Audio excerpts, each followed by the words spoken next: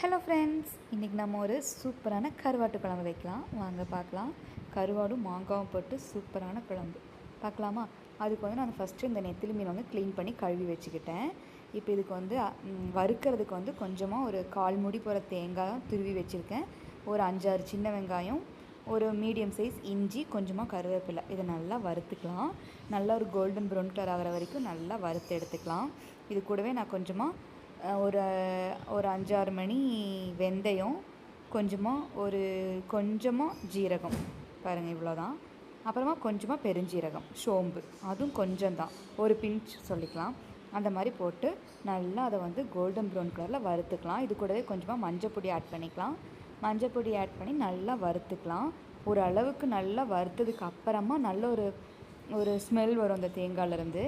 அது வந்ததுக்கு அப்புறமா தான் நம்ம வந்து மசாலாலாம் ஆட் பண்ணிக்கணும்.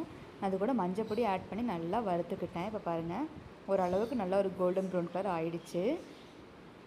இதுக்கப்புறமா நம்ம மசாலாலாம் ஆட் பண்ணிக்கலாம். நான் வந்து 1 டீஸ்பூன் மிளகாய் பொடி, 2 டீஸ்பூன் மல்லிப்பொடி போட்டிருக்கேன். இதையும் நல்லா அந்த ரா ஸ்மெல்லாம் போகிற வரைக்கும் நல்லா வறுத்து எடுத்துக்கலாம். நல்லா வறுத்து எடுத்ததுக்கு அப்புறமா பாருங்கள், அந்த ஸ்மெல்லெல்லாம் போய் நல்லா ரோஸ்ட் ஆனதுக்கு அப்புறமா நம்ம வந்து இதை அரைக்கிறதுக்கு எடுத்துக்கலாம். நான் மிக்ஸி ஜாரில் போட்டு வச்சுக்கிட்டேன். அரைச்சாச்சு, அவ்வளோதான். நம்ம இந்த தேங்காய் கூட சின்ன வெங்காயம்லாம் போடும்போது அதுவும் நல்லா வறுபட்டுரும். இப்போ வந்து கொஞ்சமாக கடாயில் தேங்காய் எண்ணெய் ஊற்றி அதில் கொஞ்சமாக ஒரு 2 மணி வெந்தயம், கடுகு, கருவேப்பிலை, வரமிளகா, சின்ன வெங்காயம் ஒரு 5-6 சின்ன வெங்காயம் நறுக்கி வச்சுருக்கேன். அதையும் போட்டு நல்லா வறுத்துக்கலாம். இது நல்லா பொரிஞ்சதுக்கு அப்புறமா நம்ம அரைச்சி வச்ச மசாலா இருக்குல்ல, அதையும் ஊற்றி கொஞ்சமாக கல்லுப்பு போட்டு ஒரு மாங்காய் கட் பண்ணி வச்சுருக்கேன். அதனால் நான் புளி ஊற்றலை, மாங்காவே நல்ல புளிப்பு மாங்காய். நீங்கள் பார்த்துட்டு புளி வேணுன்னா புளி தண்ணி ஆட் பண்ணிக்கலாம்.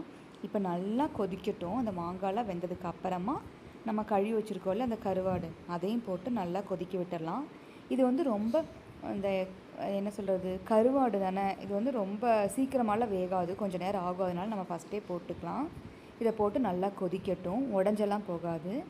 நல்லா எண்ணெய் பிரிஞ்சு வர வரைக்கும் கொதிக்கட்டும். அவ்வளோதான், ஆஃப் பண்ணிக்கிட்டேன். பாருங்கள், மேலே நல்லா எண்ணெய் பிரிஞ்சு வந்துருச்சு. கருவாடெல்லாம் நல்லா வெந்துருச்சு.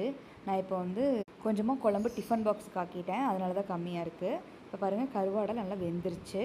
வெந்து மாங்காவும் நல்லா வெந்துருச்சு. இப்போ கொஞ்சமாக சாப்பாடு போட்டு மிக்ஸ் பண்ணி சாப்பிட்டு பார்க்கலாம். நான் கொஞ்சமாக வடகம் வறுத்துருக்கேன், அதையும் ஆட் பண்ணி நல்லா சாப்பிட்டு பார்க்கலாம். பாருங்கள், ஒரு மாங்காய் கொஞ்சமாக கருவாடெல்லாம் வச்சு சாப்பிட்டு பாருங்கள், சூப்பராக இருக்கும். உங்களுக்கு வீடியோ பிடிச்சிருந்தா மறக்காமல் சேனலை சப்ஸ்கிரைப் பண்ணுங்கள்.